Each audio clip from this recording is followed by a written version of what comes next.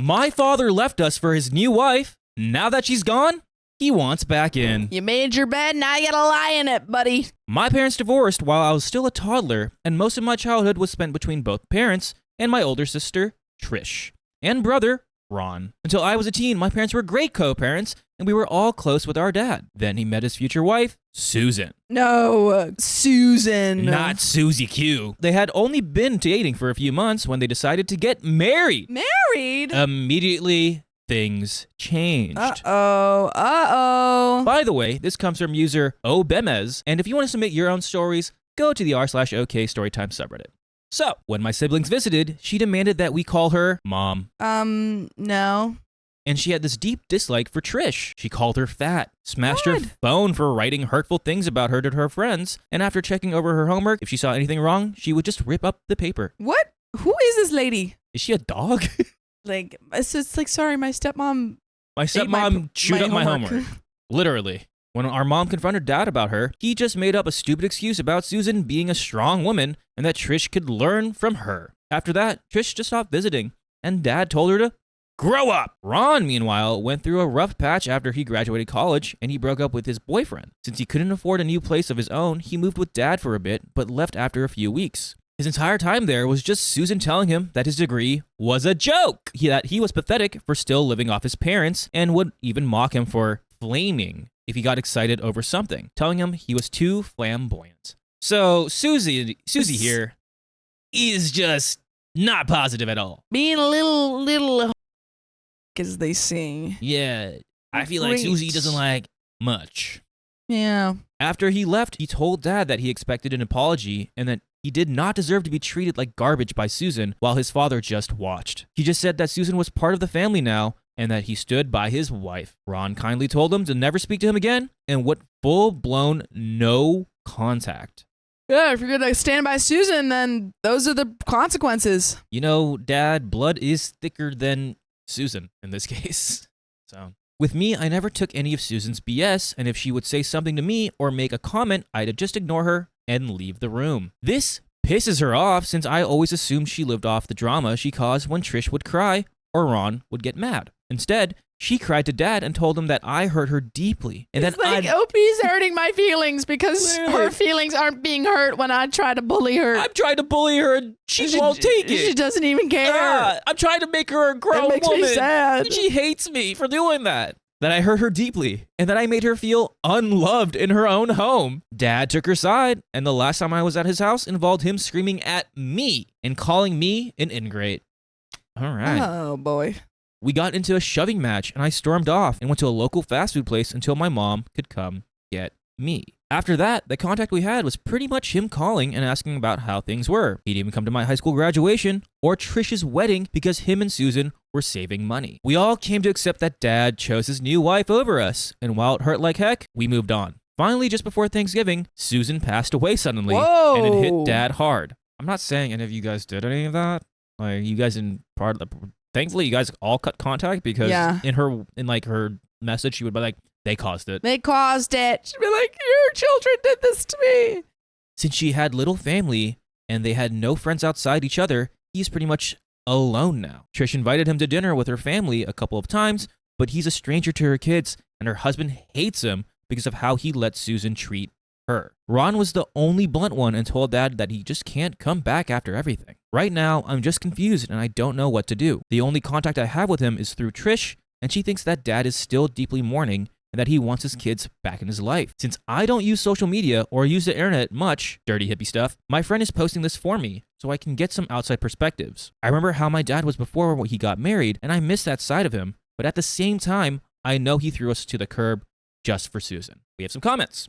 Comment number 1. I hope you guys understand that he only wants to come back because she passed away, and if she was still alive, he would still be ignoring you all. OP, I know this. When they were together, they were bitter people that pushed everyone away. Susan even had 3 adult kids that hated her, and only one of them came to her funeral. Right now, my brother and I think that we are just his backup. Comment number 2. Did he apologize at all? If he didn't even apologize, I'd be afraid that the same thing is going to happen as soon as he meets a new woman. OP. He didn't apologize in a sense, but he says that he misses us and that he missed out on too much. He didn't even know that my sister had a second kid until recently, and she said that it hit him pretty hard. and we have an update. Let's go right into it. Let's do it. Wow. All I can say is thanks for all the advice last time. I guess what I wanted was the father I thought I had, but since I posted this, a lot has happened with my family. 2 days after I made this thread, my sister's oldest kid decided that he wanted to surf down a hill on his sled when his mom was busy with his brother. Something only a 10-year-old would think is smart. He ended up breaking his wrist and his leg badly enough that he needed multiple operations. Oh no. He's doing better now, but Trish is exhausted taking care of him, and on top of it, she's pregnant with her 3rd kid. This has left our dad at the bottom of her concerns, and he has not taken it well. When I spoke with her, she said that he was driving her crazy and kept trying to guilt trip her, saying, "You can't find the time for a widowed old man," and basically being a huge pain in the butt. My brother said that he pretty much accepted that our dad would act like that when he wasn't the center of attention. I guess that being the youngest, I was shielded from his behavior even before he met Susan. Ron said that our dad would call him a fruitcake multiple times as a kid, and that when he did come out to the family, Dad just told him to shut up. He's like, we follow the military rules. Don't ask, don't tell. Don't say a word. It's like, feels like, honestly, it wasn't really because of just Susan that people went no contact with you. Yeah. You guys were a duo. I should also mention that even though he struggled a bit after college, Ron ended up getting a pretty decent job with a high salary. After Susan and our dad found out, they tried to bill him for the few weeks he lived with them and even threatened to call the cops. He ended up giving them a couple thousand to get them off his back and went full-blown no contact. There were also more incidents I mentioned in the last thread. He offered to watch his brother's kid after his own wife passed away, but backed out at the last second. That brother now refuses to have any contact with him as well. And I also found out that the only reason he agreed to co-parent with our mom was because she told him that if he didn't spend time with us, she would go after him for more child support. Yikes. So he's just everything we learn about this guy is not good. It's just L after L after L. Yeah, he's not giving me any reason to be like, yeah, you know what? You know when we were doing this? We should do this. 2 hands. Yeah, two hands. 2 hands. You're like, maybe not. I was beyond disgusted. After talking with my girlfriend, and she read some of the replies in the thread, she suggested that maybe he and I should go out for lunch and just see how it goes. Since we will only be in town for another month before we go off grid until the fall, I agreed. I knew I would regret it if I didn't go, and it was eating me up inside. It was the most awkward moment of my life. I met him at a diner he chose, and I was pretty shocked to see how much he changed. He gained a lot of weight since the last time I saw him, 100+ pounds. Dang. And he looks decades older than his real age. Plus, he kept making comments about the way my girlfriend's dreadlocks look. To him, he said they looked dirty, and made a rude joke about me looking like Charles Manson when I showed him our pre-engagement pictures. L after L. L after L, so many L's, my guy. So many L's. Finally, after he was done complaining, I asked how he was doing. He just said, "How do you think?" He just listed off how his wife passed away, his kids won't give him the time of day, he is up to his eyes in debt. He even complained about the poor service in the diner. This is a man who has caused all of his misery in life and is just so incapable of seeing that. That he puts it on everyone else around him. It's so frustrating having a relationship with these type of people. This is the Who type just, of, cannot see past their own nose. You know, you put out negativity, it's going to come back to you, and there it is. But you know what? There is every single day, Sophia. What? Stories just like this. So true. You can listen to full episodes with stories just like this. Go to Spotify, Apple Podcast, or your favorite podcast app and search OK Storytime. There's a little bit more to this story. But Sophia, is there anything else we would do here? Dad is not having a single W. No, you gave him a chance. You had a conversation with him. It seems like he still kind of sucks as a person. You blew every chance you got, man. Yeah. So it's like you did give him a second chance. You had the conversation. It's not like you're cutting him off with no chances. Yeah, I feel bad for him, but yeah, of course. But he made his own. This is your fault. Yeah. If you were a bit more positive or a bit more open, just a better person, who knows? Just wouldn't have happened. Let's go ahead and finish the story.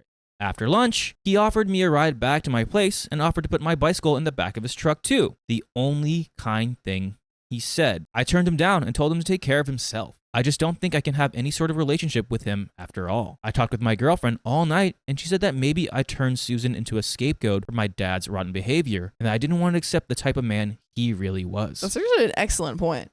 Because Susan might have been awful, but I think a lot of it was like, she probably just enabled it. Yeah. Susan was doing all of this stuff, and he never said anything. Like, he was doing probably the same stuff. He's probably doing the same stuff. It's just Susan supported it. Yeah, the thing is, he wasn't enabling anything. He was participating. Yeah. Right now, I'm focusing on the positive things in my life. My nephew is recovering well with the third one due in the summertime. Oh, that's right, because Trish is pregnant with a third. Congrats. My brother is getting married this June, and my girlfriend and I are planning to get engaged shortly afterwards. My dad's rejection still hurts like heck, but I plan on working past it. And that is the end of that story.